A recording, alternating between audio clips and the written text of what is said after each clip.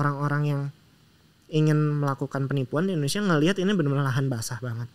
Karena setiap generasi tidak teredukasi. Jadi di generasi berikutnya pasti ada lagi korbannya. Padahal harusnya ini nggak perlu gitu.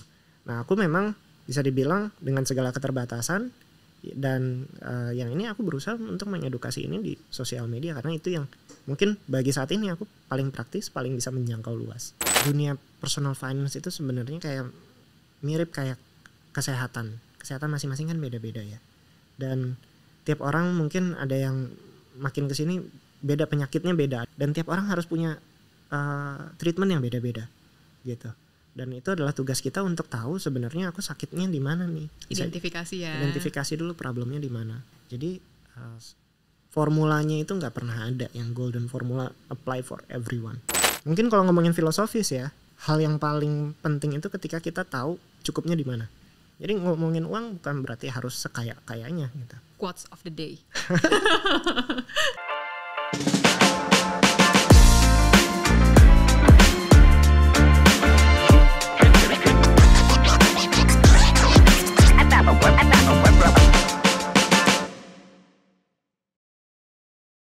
Halo, saya Caca, Marketing Communications dari Shailendra Capital.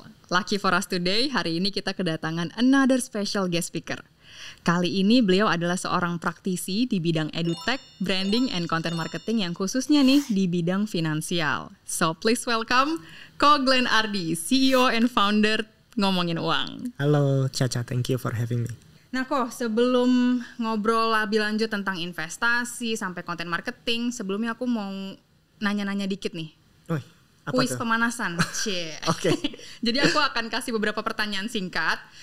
Ko Glenn boleh jawab secara singkat juga plus kasih alasannya. Harus singkat ya. Iya. Oke? Oke. Sip. Investor or content creator? Why? Kalau di umur yang sekarang sebenarnya cocoknya dua-duanya. Karena human capital masih tinggi. Bisa dibilang masih muda ya. Moga-moga masih dianggap muda. Jadi passive income sama active income masih harus jalan bareng-bareng dua-duanya. Nanti seiring berjalannya waktu investasinya digedein, active income-nya dikurangin. Makin dewasa, makin berumur pasti harus gedein salah satunya. Yang active human capital-nya rendah, makin lama makin menurun. Gitu. Passive income-nya harus kita gedein gitu ya. Yes. Lalu berikutnya, nah ini menarik. Apa nih? Ini soal kepuasan, satisfaction. Punya uang 1M hasil investasi atau punya uang 1M hasil konten creator? Ini kalau soal kepuasan ya, sebenarnya kan yang penting 1M-nya ya. Jadi mungkin lebih ke arah, kalau soal investasi lebih enak dong karena nggak capek ya. Bikin konten itu capek banget sih sebenarnya. Analisisnya tapi? Tetap bikin konten jauh lebih capek daripada investasi. Cuma mungkin kalau ditanya at this point lebih milih yang mana, sebenarnya sebagai content creator, kalau misalnya bisa dapat 1M dari situ, sebenarnya berarti udah punya dalam tanda kutip modal untuk apa? Modal untuk kita jadi tahu nih gimana cara making money actively. Kalau 1M sekali dapat, belum tentu kita bisa dapat pola yang sama. Kecuali udah berpengalaman bertahun-tahun ya di market. Jadi kalau misalnya bisa dapat 1M jadi content creator, high chance-nya itu bisa digulung terus gitu. Karena dia udah punya aset modal, mungkin digital aset dan lain sebagainya. Berikutnya ya Ko. Saham atau kripto? Aku ada dua-duanya sih. Oh, oke. Gitu. Cuma mungkin sering berjalannya waktu, aku taruh proporsional di keduanya. Cuma makin kesini porsi kriptonya lebih banyak. Bukan karena aku naruhnya di situ, cuma karena memang marketnya bergerak ke situ secara natural, jadi lebih banyak gitu. Nggak bisa dipungkiri ya Ko ya. Makin kesini kan sosial media tuh makin jadi sumber inspirasi, sumber informasi bagi banyak orang untuk tahu banyak hal. Nah ngomongin uang nih, atau kita singkat aja ngomu gitu ya teman-teman, ini jadi salah satu top media konten. Kenapa bisa dibilang gitu? Karena kita nih ngelihatnya ngomu itu bukan hanya sekedar konten yang biar orang bisa melek finansial, tapi juga membagikan beberapa konten, bahkan banyak konten sih malah yang diangkat itu sesuatu hal yang tabu kadang, atau bahkan orang nggak tahu itu ada, atau even sebenarnya belum paham gitu. Tabu dalam arti masyarakat Indonesia secara umum ya Ko ya. Nah makanya ngomu tuh suka jadi referensi nih sekarang buat banyak orang untuk tahu ngulik-ngulik seputar finansial. Gimana sih cerita awal Koko sendiri yang ngedirin sendiri kan berarti foundernya satu kan? Glenn sendiri itu gimana cerita awalnya? Wah, kalau misalnya ngomongin cerita agak panjang mungkin ya, cuma aku coba persingkat aja. Jadi kalau dilihat dari latar belakang sebetulnya aku memang lamanya di dunia pendidikan ya. Jadi mungkin secara mindset, wirednya itu memang fokus gimana cara bikin orang dari yang tadinya mungkin belum tahu tentang sesuatu jadi lebih paham tentang sesuatu. Nah, aku punya pengalaman mungkin sekitar 7-8 tahun di edutech. Basicnya mungkin K-12. K-12 tuh kayak dari SD sampai SMA menjelang masuk universitas. Nah, dari situ aku ngelihat sebenarnya banyak aspek yang menunjang human capital lebih baik lagi. Gitu. Pemahaman tentang logika, matematika, kemampuan bahasa Inggris dan lain sebagainya itu jadi fundamental. Tapi ada satu yang aku ngerasa missing point sebetulnya dalam masyarakat yang kayaknya aku bisa deh jadi pihak yang bisa berkontribusi lebih di situ. Nah, aspek itu sebenarnya pemahaman tentang keuangan. Kenapa menurut aku itu penting? Di satu sisi karena aku ngelihat bahwa kebanyakan mungkin angkatan kerja dia fokus sama satu aspek aja, gimana caranya bisa dapetin income, gimana caranya dapetin income lebih banyak lagi. Tapi ada satu step yang sebenarnya nggak kalah penting. Ketika mereka dapat itu, gimana caranya mereka resource planning gitu, mengelola apa yang udah mereka dapetin supaya mereka nggak keluarinnya sia-sia, supaya nggak ada banyak keputusan-keputusan yang nggak optimal gitu, supaya apa yang mereka dapetin bisa digulung lagi, entah dengan cara apapun itu. Aku nggak bilang harus investasi, nggak harus bisnis, nggak harus apa, tapi at least apa yang mereka dapetin itu mereka bisa alokasikan secara optimal. Nah, aku bayangin kalau satu missing point itu bisa diekstraksi, ada multiplier effect gitu ya di seluruh masyarakat Indonesia, itu bisa jadi sesuatu yang hebat gitu. Nah, rasa-rasanya sih sekitar November 2019 aku ingetnya tentang pertama kali tercetus ide tentang itu. Aku masih ingat itu masih ngawang-ngawang. Hal pertama yang aku pikirin waktu itu namanya apa ya kalau aku mau bikin project kayak gini gitu. Baru di situ aku mikir sesuatu yang kayaknya bisa relate ke masyarakat Indonesia, sesuatu yang mungkin sekali dia dengar itu gampang banget diingetnya. Waktu itu aku mikir apa ya, bicara uang kah atau ngobrolin uang apa. Akhirnya aku mikir kayaknya pengen ambil pendekatan sedikit informal deh. Jadi aku pikir yaudah ngomongin uang. Hari itu juga aku beli domain websitenya, aku daftarin hak intelektual. Habis itu aku mikir someday mungkin aku mau kerjain ini lebih jauh lagi. Ngomong-ngomong background nih Ko, berarti pertanyaan aku selanjutnya lebih ke, ini kan soal keberanian ya. Karena Ko Glenn sebelumnya itu bukan entrepreneur, tapi sebelumnya kan Ko Glenn padahal udah dapet karir yang cukup gemilang nih di salah satu perusahaan edutech yang as a branding juga udah oke loh gitu, dengan yang tadi filosofisnya mirip dengan apa yang Ko Glenn emang selama ini pengen penuhi gitu di diri Ko Glenn ya. Apa yang membuat Ko Glenn tuh pada akhirnya memberanikan diri untuk akhirnya jadi entrepreneur, ngebangun PT Ngomongin Uang Bersama? Sejujurnya memang dari awal aku dari sepanjang mungkin dari kuliah dan seterusnya, aku tuh pengen bikin sesuatu yang baru. Di awal karir aku selalu mikir bahwa ini adalah fase di mana aku fokus sama mencari mentor yang tepat. Di mana ini adalah fase aku belajar dari orang yang udah bikin duluan gitu. Dan di fase-fase itu memang ya aku ngelihat bagaimana mentor-mentor aku di perusahaan-perusahaan yang sebelumnya, di beberapa project sebelumnya, aku ngelihat bahwa oh ternyata ini toh yang mereka kembangin gitu. Sambil aku ngerasa someday aku mau bikin sendiri buah pemikiran aku. Nah, akhirnya baru deh mungkin setelah mungkin sekitar 8-9 tahun berkarir aku ngerasa panggilannya sekarang deh gitu. Nah, mungkin banyak diantara yang lain udah di awal karir banget mulai membuat sesuatu yang baru. Kalau aku mungkin nggak ada privilege ke sana ya dari awal berkarir, nggak ada privilege untuk punya modal langsung. Jadi aku memilih untuk karir profesional dulu gitu. Di situ aku ngelihat ternyata ini tantangannya. Ternyata kesalahan-kesalahan yang dibikin selama bertahun-tahun aku ambil saripati hikmahnya dan lain sebagainya. Terus akhirnya aku coba di sini gitu. Boleh share nggak tuh Ko? Karena kan sebenarnya kenapa tadi aku bilang karir yang cukup gemilang, bukan cukup lagi. Sebenarnya Ko Glenn tuh udah jadi salah satu jajaran direksi loh di situ gitu. Nah, apa sih boleh share juga nih mungkin ke teman-teman audience spot di luar sana yang mungkin lagi struggling mau coba bisnis atau sebenarnya udah bisnis tapi lagi hatinya belum sepenuhnya full 100% yakin gitu. Mungkin Ko Glenn bisa kasih tips ke anak-anak muda di luar sana, gimana sih enaknya jadi seorang founder and leader tapi pain point-nya juga apa?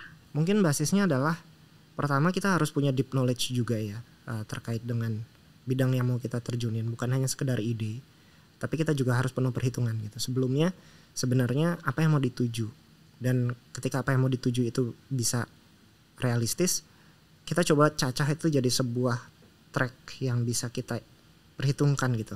Ini sebenarnya make sense gak sih untuk menuju ke situ? Kalau pain point-nya sendiri gimana tuh Ko? Jadi seorang leader loh pain point-nya. Mungkin pain point-nya gini ya, tentunya dari awal kita mindset sebagai seorang karyawannya udah harus benar-benar ditinggalkan lagi gitu. Udah benar-benar nggak bisa dilihat aku kerja benar-benar cuma dari pagi sampai sore, dari Senin sampai Jumat. Ya mungkin bisa dibilang beberapa bulan awal itu aku nggak nikmatin weekend ya, benar-benar kerja dari Senin sampai Minggu ya pasti lebih dari 8 jam sehari gitu selama sekian bulan. Nah waktu itu untungnya mungkin dipicu juga sama pandemi sehingga memang nggak ada keterbatasan juga, yang nggak ada agenda keluar juga, sehingga benar-benar bisa di rumah dan akhirnya bisa dijalanin dengan baik gitu. Itu mungkin bisa dibilang hampir 6 bulan kerja full nonstop, nggak ada libur. Wow. Gitu. Di awal-awal ya, sekarang sih udah enggak. Tadi penjelasannya cukup menginspirasi ya Ko. Semoga ya. Nah tapi pertanyaan selanjutnya tuh lebih ke, jadi karena aku sempat lihat konten YouTube-nya ngomongin uang. Jadi ada salah satu konten tuh bener-bener full ngomongin cerita tentang ngomongin uang gitu, tentang timnya. Jadi di situ ada cerita sebenarnya tim ngomongin uang semuanya ya, seluruh timnya tuh setiap orang nggak ada yang ketemu sebenarnya dari awal berdiri. Itu beneran. Betul. Sampai sekarang. Ya sekarang sih udah ketemu ya. Kadang-kadang kita yang di Jabodetabek sebulan sekali lah kita makan bareng. Makan doang, ketemunya makan doang. Kalau ketemu pasti kita main, nggak pernah ngomongin kerjaan. Oh my god, challenge-nya apa kok selama ngebuat bisnis ini dengan nggak pernah ketemu loh? Ya mungkin di sini aku ngerasa ada satu hal yang mungkin quite unique ya. Jadi aku ngelihatnya waktu pandemi dan di era transisi dari WFO jadi WFH kemudian jadi hybrid dan lain sebagainya. Ada satu hal yang aku ngelihat bahwa ternyata tim yang keren itu sebenarnya nggak harus di Jakarta gitu. Aku dari interaksi awal sama beberapa orang yang mungkin fans awalnya ngomongin uang gitu ya, kok ada yang jago ya tapi dia ada di daerah mana, kok dia ngerti ya tentang saham, tentang kripto, tentang banyak deh ekonomi secara umum, tapi dia jauh-jauh di ini. Kalau aku ngelihat, kalau aku paksa mereka ke Jakarta bisa jadi nggak nyaman juga, gitu. Jadi aku pikir gini, sebenarnya talent yang hebat itu nggak harus di Jakarta. Ada banyak banget di daerah-daerah. Dan entrepreneur point of view, sebetulnya bagusnya adalah mereka dengan gaji standar Jakarta yang mungkin level yang standar biasa aja bagi mereka tuh udah tinggi, gitu. Nah, cuma memang satu aja missing pointnya. Mereka harus mau nggak disiplin. Jadi setiap orang yang akhirnya join di ngomongin uang waktu awal, aku selalu kasih proposal. Kamu mau nggak kerja di daerah kamu, ya dengan mungkin bisa dibilang kebutuhan biayanya nggak sebesar di kota-kota besar, tapi aku gaji dengan standar level Jakarta. Tapi aku cuma minta satu hal, kamu benar-benar komit di sini. Pagi-pagi benar-benar selalu available kerja sampai sore. Mereka mau banget, gitu. Dan itu yang mungkin aku ngerasa jarang untuk entrepreneur lain mungkin atau business owner yang lain berani untuk lakukan. Khususnya yang mungkin di Jakarta udah zona nyaman, pokoknya harus ketemu deh, kalau nggak ketemu koordinasi berantakan semua gitu. Iya. Nah cuma aku mencoba nih berani satu hal yang baru gitu. Bisa nggak ya aku korbanin satu aspek yaitu ketemu, tapi hal-hal yang lain aku bisa bisa jalan nih kok. Bisa tetap jalanin, dan aku bisa dapat, nggak harus dibatasin sama wilayah geografis saja, tapi benar-benar dapat the best talentnya. Ya hebatnya karena komit ya, susah nyari talent yang emang ada komitmennya tuh tinggi gitu, ya kan? Dan apalagi mungkin karyawan tuh akan lebih appreciate gitu ya ke leadernya. Apalagi tadi Ko Glenn kan cerita, Ko Glenn tuh emang sih ada ide kan bisa aja pas pagi dini hari gitu ya, tapi say sorry aja tuh menurut mereka mungkin udah ngapresiasi mereka gitu. Untuk say sorry pas Ko Glenn ngechat mereka di tengah dini hari gitu kan. Di awal aku selalu bilang bahwa karena kita kerjanya benar-benar di area geografis yang beda-beda, apalagi dulu di awal ada salah satu konsultan kita yang juga yang di luar negeri beberapa. Jadi memang downside-nya adalah please understand, kadang-kadang mungkin ada yang memang jamnya jam malam, dia lebih optimal malam, ada yang memang ya pagi-pagi, ada morning person, ada yang nocturnal.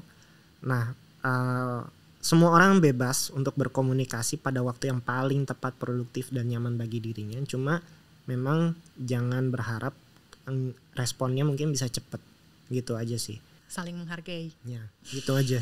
Oke, kok menarik banget ya. Emang semua mau bisnis apapun itu, organisasi yang bergerak di bidang apapun itu, kuncinya komitmen dan saling menghargai. Yes, gitu. betul. Nah, kalau tadi ngobrolin soal bisnis, aku sekarang mau nanya lebih ke netizen. Kenapa tuh netizen? Karena kan aku ngeliat engagementnya ngomongin uang nih lumayan tinggi ya. Entah itu di YouTube, di Instagram, di TikTok, semuanya aku udah ngeliat engagementnya cukup kuat gitu. Sampai saat ini gitu ya. Gimana sih respon netizen? Most of them appreciate dan aku pergi kemanapun, ngobrol sama siapapun, kenal sama siapapun, kebanyakan memang komentarnya positif dan kita sangat bersyukur. Kan hal itu, yang negatif juga banyak, ada-ada aja. Oh ya? Gitu. Yes, of course. Banyak beberapa orang yang mungkin ngelihat enggak lah, salah itu opininya atau hal seperti itu, atau misalnya kita ngomongin tentang satu hal yang mungkin bersinggungan sama sedikit ekonomi makro dan politik, pasti ada beberapa yang kurang berkenan gitu ya. Walaupun kita udah berusaha sebisa mungkin berbasis data, ya objektif. At least kita berdasarkan data resmi yang keluar, pasti banyak yang ada beberapa yang nggak puas gitu. Tapi kita tahu bahwa kita memang nggak bisa muasin semua orang, kita nggak bisa nyenengin semua orang. So ya kalau diminta tanyain gimana respon netizen, ya pasti macam-macam. Cuma kita mungkin udah sampai ke posisi sebenarnya kita fokus sama apa yang mau kita lakukan aja gitu. Respon netizen itu sebagai satu bentuk hal yang kita evaluasi aja terus gitu. Selama kita nggak menyelewengkan dari sisi misi kita, ya kita akan tetap jalan gitu. Perkuat brand value-nya sendiri ya. I see. Anyway kok, sekarang kan banyak banget ya channel yang ngomongin uang, yang ngomongin tentang keuangan gitu ya, terlepas dari individual influencer, community, sampai media juga seperti ngomongin uang. Ini kan sebenarnya punya challenge tersendiri ya, baik itu dari sisi audiens maupun dari sisi bisnis playernya itu sendiri. Nah, view-nya Ko Glenn gimana nih? Jujur mungkin tiap entrepreneur beda-beda ya. Aku tipikal orang yang nggak fokus sama kompetitor mungkin ya. Aku jujur nggak terlalu banyak terekspos dan nggak terlalu banyak ngeliat juga dari sisi pihak lain yang membuat konten keuangan. Kita lebih banyak fokus ke ngomongin uang sendiri, udah bagus atau belum nih, masih banyak kurangnya, dan gimana kita benar-benar bisa optimalin lagi supaya ya audiens, klien, brand dan lain sebagainya bisa dapat pelayanan yang lebih baik gitu, yang sebaik-baiknya. Kalau dari pihak lain bisa memberikan service dan lain, itu mungkin bisa jadi pemacu dan jadi penyemangat juga gitu. Satu hal yang mungkin aku ngelihat bahwa setidaknya ada penyeimbang juga di industri supaya social media player atau misalnya akun influencer yang lain bisa saling melengkapi, bisa saling mendukung juga, bisa saling jadi benchmark satu sama lain supaya industrinya sehat. Kolaborasi ya Ko ya. I see. Nah Ko, kita sekarang coba ngomongin lebih ke investasi and money management kali ya. Oke. Tadi kan ngomongin uang itu berdiri pas pandemi ya. Ya, betul. Nah, seperti yang kita ketahui juga, setelah pandemi memang masyarakat tuh seakan-akan ditampar gitu ya. Kayak, nih butuh loh pengelola keuangan yang bener. Ya. Butuh juga yang namanya investasi ternyata. Karena kan terbukti ya dari jumlah data investor pasar modal pun, termasuk kripto juga kan ada pertumbuhan signifikan banget semenjak pandemi gitu. Nah, cuman karena nggak dibarengi dengan tingkat literasi yang memadai, juga akhirnya banyak nih masyarakat Indonesia yang salah kaprah tentang investasi yang pada akhirnya menggiring mereka ke terjebak investasi bodong. Karena ngelihat ya data dari Satgas Waspada Investasi per April kemarin aja, jumlah total kerugian dari investasi bodong itu hampir 112 triliun loh kok. Ya. Gitu. Nah, itu menurut Ko Glenn gimana view-nya? Kenapa ya bisa kayak gitu? Mungkin kalau misalnya ngomongin secara garis besar ya, bisa jadi kenapa orang bisa kena investasi bodong, ponzi dan lain sebagainya. Ini kan sebenarnya sebuah pola berulang yang udah 100 tahun gitu. Kalau misalnya kita bisa broadcast ini dengan baik ke ratusan juta penduduk Indonesia, sebenarnya mereka nggak perlu mengulang-ulang kesalahan yang sama berkali-kali. Setiap generasi ada korbannya lagi, setiap generasi ada korbannya lagi. Makanya itulah pentingnya pendidikan, supaya kita nggak perlu ngulang-ulang kesalahan yang sama dari generasi-generasi sebelumnya gitu. Itu kan sebuah ya mungkin jebakan psikologis ya sebenarnya ya. Aku nggak bisa bilang bahwa aduh investasi bodong salah sendiri, literasi keuangannya kurang dan lain sebagainya. Aku nggak bisa melihat itu, karena dalam perjalanan hidup masyarakat Indonesia pada umumnya memang at certain point in life akan terekspos sama itu, dan mungkin akan kecelek dulu di awal. Bisa jadi keceleknya duitnya kecil atau duitnya gede. Moga-moga keceleknya duitnya kecil. Setelah ketipu kan dia bisa lebih dewasa lagi, ada sesuatu, oh ini kan yang dulu pernah gue ketipu juga, gue gak akan ketipu lagi. Lebih wise gitu. lagi ya. Lebih wise lagi. Nah sebenarnya kalau misalnya diomongin kayak gitu adalah ya ini PR bersama ya, gimana caranya supaya orang-orang yang ingin melakukan penipuan di Indonesia ngelihat ini benar-benar lahan basah banget. Karena setiap generasi tidak teredukasi. Jadi di generasi berikutnya pasti ada lagi korbannya. Padahal harusnya ini gak perlu gitu. Nah aku memang bisa dibilang dengan segala keterbatasan dan yang ini aku berusaha untuk mengedukasi ini di sosial media, karena itu yang mungkin bagi saat ini aku paling praktis, paling bisa menjangkau luas gitu. Tapi pengen banget juga bisa ada medium-medium yang lebih luas lagi, bisa jadi lebih ke akar rumput, karena bisa jadi orang-orang daerah pada nggak punya sosial media, pada nggak punya yang lain. Jadi ya inilah salah satu PR bersama sebetulnya di industri keuangan. Benar-benar setuju banget. Dari itu semua ada gak sih kok pengalaman pribadi atau orang terdekat atau mungkin followers ngomong tentang yang pernah ngerasain gitu loh kejadian investasi bodong?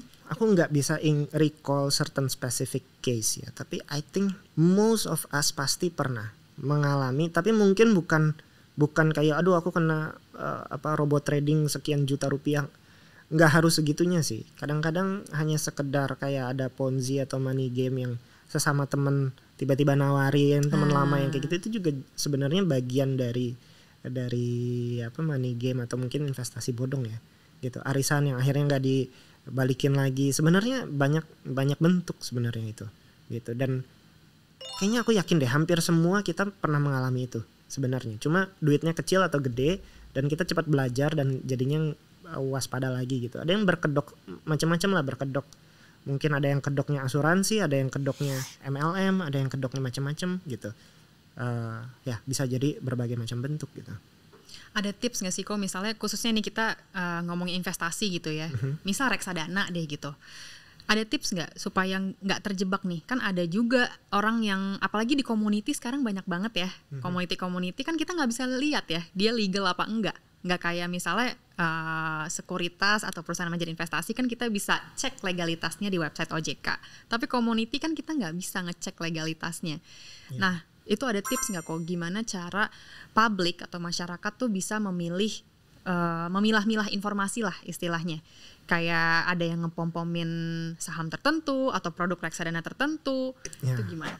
Mungkin tips dari pertama adalah memang jangan langsung terlalu yakin dalam satu mekanisme, metode atau apapun yang ditawarkan secara berlebihan gitu. Waduh, ini ada satu formula di mana kamu masukin uang segini bisa 2 kali, entah apapun itu. Entah itu saham, entah itu kripto, entah apapun itu. Awalnya harus curiga dulu gitu. Curiga dulu. Dan kalau misalnya kamu mau mencoba dalam konteks mau belajar, pastiin pakai uang yang berani hilang gitu. Kalau misalnya, aduh ini bener nggak sih, bagus nggak sih? Ya kamu mau belajar nggak di situ? Uang belajarnya berapa nih yang mau kamu cobain? Bisa jadi kecelek atau ternyata itu sesuatu yang bisa dipelajari lebih jauh, tapi seenggaknya terjun gitu. Benar. Harus ada uang belajarnya ya. Ya, ada uang sekolahnya. Yang kita tuh siap kalau ini either nilainya berkurang atau bisa hilang. Ya, betul. Gitu. Nah, kok selanjutnya kita mau ngomongin instrumen keuangan lagi nih. Kan di channel ngomongin uang itu sendiri banyak banget, tadi kan Ko Glenn bilang terlepas itu dari mau ngomongin deposito, SBN, emas, kripto, reksadana, apapun semua diomongin gitu ya. Nah, utamanya sebenarnya cryptocurrency sih ya, yang paling lumayan lagi menyita perhatian kita lah ya beberapa tahun kebelakangan ini. Tapi dulu banyak orang yang bilang kripto mah nanti juga ini cuman anget sementara. Gitu. Tapi enggak juga loh. Ternyata di sini ada laporan Bapepti di Indonesia per April kemarin itu ada sekitar 17 juta lebih investor kripto loh ternyata. Gitu. Dan ini sama pertumbuhannya sama investor pasar modal yang terus mengalami pertumbuhan yang signifikan. Menurut Ko Glenn, apa yang bisa ngebuat kok bisa sampai kayak gini sih, selain yang tadi pertanyaan sebelumnya ya, karena efek pandemi orang-orang malah makin merasa penting ya ini gitu. Kalau ditanya sebenarnya kenapa sih banyak banget orang Indonesia yang akhirnya investasi kripto, terlepas aku ngelihat kripto dari berbagai macam sisi ya, baik positif maupun negatif. Tapi aku harus akui bahwa mayoritas orang Indonesia ketika masuk di kripto memang tergiur sama keuntungan gitu. Karena ada price action yang cukup agresif dan mereka merasa bahwa mereka bisa mendapatkan keuntungan yang signifikan, ada jalan pintas daripada harus kerja banting tulang dan lain sebagainya. Ada banyak success story dan mereka akhirnya register dan lain sebagainya. Tapi kalau misalnya bisa dibilang ini aku karena nggak mewakili brand atau apa, aku ngomong apa adanya aja, bahwa setelah mereka register mereka ngerasa bahwa ini kok nggak ada pergerakan lagi ya, mereka akhirnya nggak aktif lebih lanjut jangka panjang. Jadi bisa dibilang sebenarnya 17 juta itu menjadi sebuah potensi besar, tapi aku nggak pengen overlook 17 juta itu menjadi sesuatu yang wah ini luar biasa nih, masyarakat Indonesia sangat antusias dan lain sebagainya. Ini baru kenalan ibaratnya sama kripto. Tapi untuk mendalami lebih jauh, apalagi berkomitmen atau suatu hal yang menjadi sebuah ini masih PR jangka panjang gitu. Jadi bisa dibilang kebanyakan kenapa masuk ujung-ujungnya memang betul FOMO, tapi yang jadi mungkin yang jadi harapan kedepannya adalah mereka yang berkenalan, memahami lebih lanjut dan akhirnya memutuskan apakah kripto itu memang instrumen yang tepat dan cocok bagi mereka atau tidak. Karena nggak semua orang cocok sama kripto, nggak semua orang saya bilang cocok sama certain class aset seperti saham dan apapun itu. Tiap orang punya kecocokannya sendiri-sendiri gitu. Pasti banyak hal ya, entah itu profil resikonya, betul. Entah itu kan ada juga yang udah berkeluarga, pasti beda. Yes, betul. Aset alokasinya. Gitu. Nah, Ko Glenn sendiri nih, karena tadi kan kita udah sempat ngomongin ya kripto tuh nggak semua tipe profil investor tuh cocok. Betul. Tapi ada nggak sih spesifik yang kayak gimana yang cocok sebagai investor kripto dan yang kayak gimana yang cocok mendingan di investor yang fluktuasinya lebih rendah kali ya, mungkin seperti spesifik saham big caps atau justru ke reksadana misalnya. Ya, ini pertanyaan bagus ya. Kalau aku selalu ditanya kayak gini, cocoknya investasi di mana? Jawaban aku selalu sama. Ketika kita mau mulai investasi, selalu mulai sama tujuannya dulu. Dan tujuannya itu harus didasari oleh posisi kita saat ini. Aku sekarang yang mungkin di umur 34-35 tahun punya tujuan yang beda ketika dulu di umur 25 atau nanti di umur 45 atau nanti dan seterusnya. Tiap orang punya time frame kehidupannya masing-masing dan punya tujuannya masing-masing. Nah, dari situ baru kita tahu sebenarnya investasinya tuh buat apa sih? Buat mengakselerasi kekayaan atau pertumbuhan aset yang memang sudah cukup matang dari active income, atau untuk mempertahankan kekayaan yang sudah banyak, nggak harus makin kaya deh, yang penting ini nggak habis sampai saya meninggal misalnya gitu, perencanaan pensiun dan lain sebagainya. Nah, jadi selalu balik lagi sebenarnya sama tujuan investasinya kemana, kita evaluasi lagi, pelajari dulu karakteristik dari semua jenis investasi, dan baru akhirnya kita bisa mutusin sebenarnya kayaknya gue cocok di sini deh, di indeks saham deh, atau sebenarnya gue lebih cocok di obligasi deh, atau gue lebih cocok di reksadana atau emas atau kripto dan lain sebagainya. Berarti kuncinya teman-teman pakai strateginya goal based investing. Jadi nggak asal sekedar kejar return. Karena dari goal based investing itu justru yang akan menggiring kita tahu satu time frame-nya gimana, profil resiko yang harus kita ambil juga gimana, dan itu yang akan ngegiring kita untuk pilih instrumen keuangan atau instrumen investasi yang tepat. Oke, Ko Glenn. Masih banyak lagi nih pertanyaan Ko Glenn. Enggak deh. Nih Ko Glenn, selama bikin konten tentang literasi keuangan, itu kan banyak banget ya beberapa konten yang ngomongin uang, bukan sekedar ngeliatin data-data terkini yang ada di market gitu ya, tapi juga konten tentang money tips. Tapi menurut Ko Glenn sendiri, ada nggak sih best formula buat kelola keuangan dalam arti aset alokasi mungkin atau anything? Kita harus tahu dulu tujuannya apa, karena semua bermuara dari situ. Kalau kita tahu, kita bisa bikin decision yang benar gitu. Nah, kalau ngomongin secara umum ya, ada yang mikir, aduh aku nggak punya uang lebih nih untuk investasi, masih punya banyak tanggungan, utang dan lain sebagainya. Jujur aja mungkin memang belum saatnya untuk investasi. Ada prioritas lain di situ. Jadi aku selalu bilang, aku nggak muluk-muluk semua orang harus investasi sekarang gitu. Karena semua orang punya kondisi keuangannya masing-masing gitu. Dan semua orang punya, kalau ibaratnya, situasi yang sangat personal keuangan itu. Dimana ada yang memang lagi fokus untuk cari dana darurat dulu, atau cari benar-benar balikin utang dulu dan lain sebagainya. Pastiin keamanan keuangan dulu. Kalau di ilmu personal finance ada yang namanya piramida keuangan, baru habis itu investasi dan seterusnya gitu. Mungkin bisa dibilang kayak analoginya ya, saya selalu bilang dunia personal finance itu sebenarnya kayak mirip kayak kesehatan masing-masing kan beda-beda ya, dan tiap orang mungkin ada yang makin kesini beda penyakitnya beda, ada yang penyakitnya di A, di B, di C, dan tiap orang harus punya treatment yang beda-beda gitu. Dan itu adalah tugas kita untuk tahu sebenarnya aku sakitnya di mana nih. Identifikasi dulu problemnya di mana. Jangan-jangan aku bocornya karena terlalu boros, atau aku bocornya sebenarnya karena aku justru nggak pernah berani ambil resiko gitu.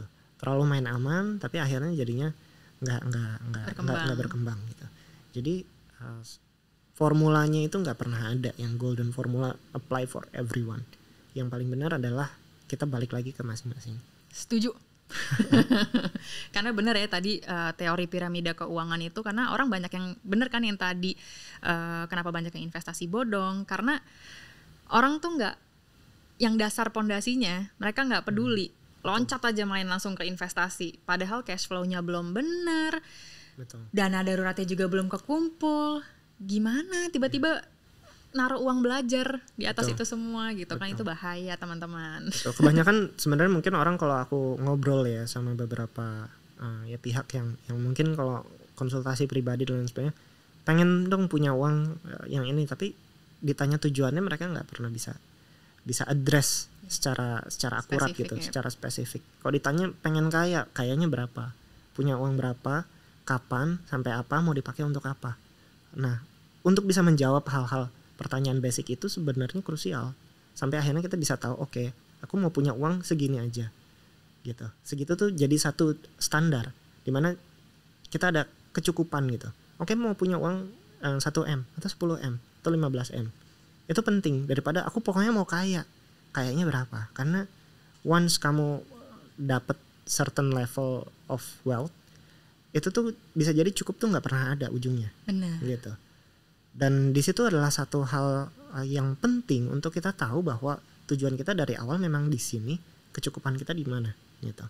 Di situ penting sebenarnya, karena kalau aku ngelihat udah sampai ke level teman-teman yang mencoba untuk ya ibaratnya ya mengakselerasi aset kekayaan dan lain sebagainya.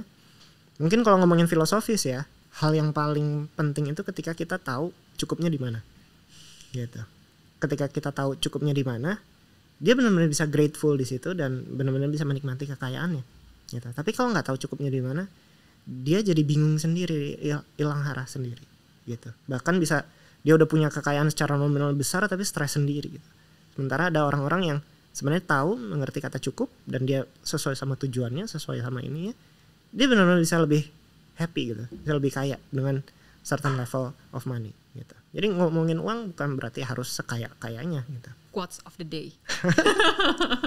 Karena benar dari tadi ya, maksudnya strategi goal based investing itu tadi goalnya tuh nggak sekedar goals yang maksudnya nggak spesifik gitu. Goalsnya itu yang dalam arti ada framework namanya SMART ya kan kok? Ya, ada specific, measurable, time oriented, actionable, ya kan? Actionable, attainable apa enggak, yang kayak gitu-gitu. Jadi nggak cuman sekedar misalnya mau beli rumah, ya rumah yang mana, rumah tipe apa, di mana, gitu. Jadi emang harus spesifik mungkin ya kok untuk menunjukkan goals itu sendiri. Betul.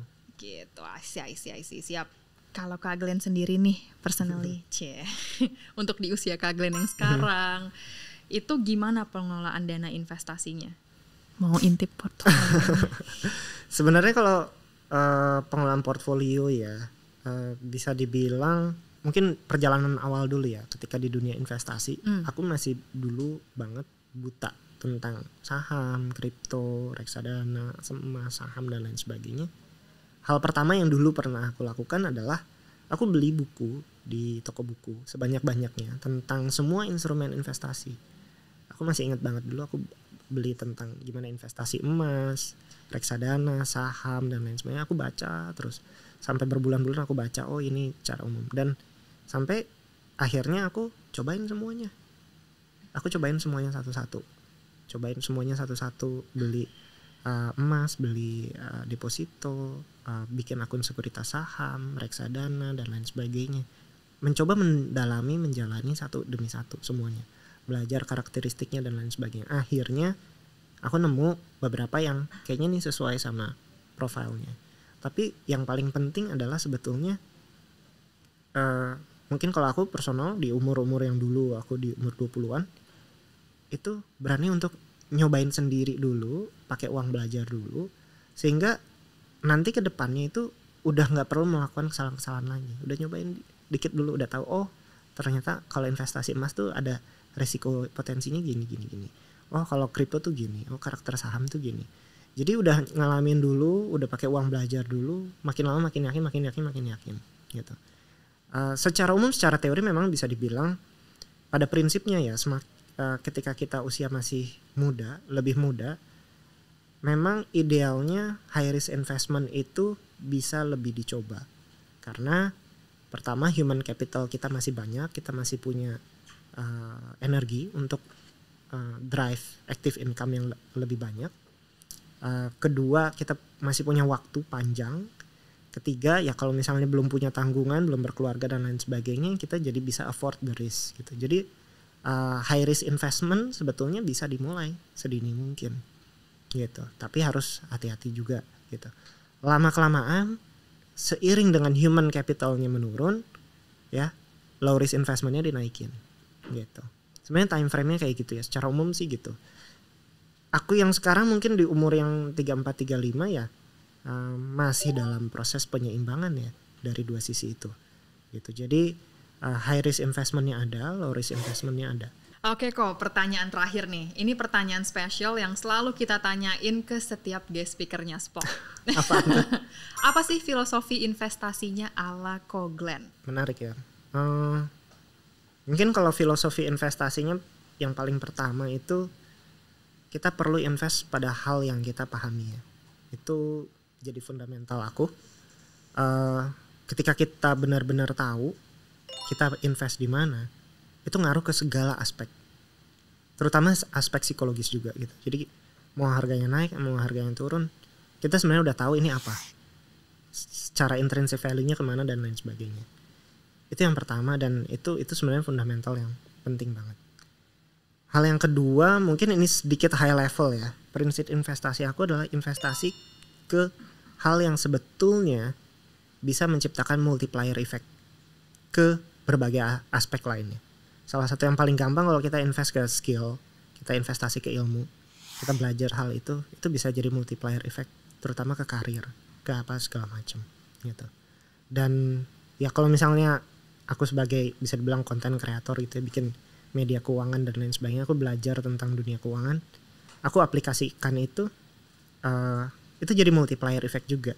Aku punya digital asset lah, bisa dibilang digital property, hak intelektual atas nama ngomongin uang, itu jadi multiplier effect. Makin lama followernya makin naik, secara brand value makin naik dan lain sebagainya. Itu juga jadi multiplier effect. Ada sesuatu yang scalable di situ. Legacy gitu. Juga ya. Ada legacy-nya juga gitu. Jadi apapun investasinya sebenarnya kita harus, prinsip dasarnya itu sih. Investasi ke hal yang kita tahu, dan yang kedua investasi ke hal yang sebisa mungkin ada multiplier efeknya. Selalu ya kita dapat satu pesan atau filosofi dari setiap guest speaker spot yang semoga bisa jadi inspirasi buat teman-teman semua penonton setia spot di sini ya Ko ya. Semoga bisa bermanfaat juga. Oke, sekali lagi thank you Ko Glenn udah sharing bareng kita di episode spot kali ini. Thank you juga Caca, thank you ya Shalendra. Semangat buat terus berkarya karena supaya kita nih bisa sama-sama wujudin masyarakat Indonesia yang melek finansial gitu, yang asetnya bekerja lebih keras dibanding badannya ya Ko ya. Ya benar banget. Saya Caca. Saya Glenn Ardi. Kami pamit undur diri, sampai jumpa di episode spot selanjutnya.